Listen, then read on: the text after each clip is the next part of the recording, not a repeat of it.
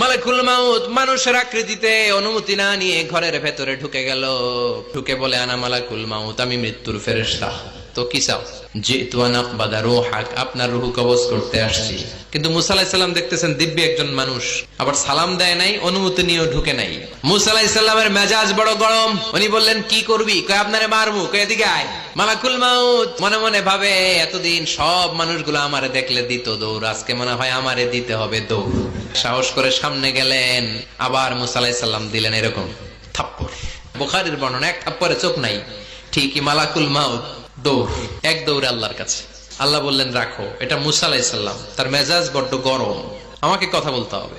আল্লাহ বললেন, মুসা, বুখারীর বর্ণনা, গরুর পিঠের উপর হাত রেখে দাও। তোমার হাতের নিচে গরুর যত পশম, প্রত্যেক পশমের বিনিময়ে 1 বছর করে হায়াত বাড়িয়ে দিলাম।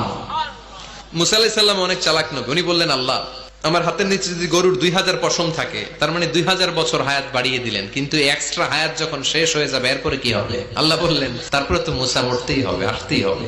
সাইয়েদনা মুসা আলাইহিস সালাম বললেন, ফাল আনা, তাহলে আর দেরির দরকার নাই, এখনই আমি আপনার কাছে চলে যেতে চাই।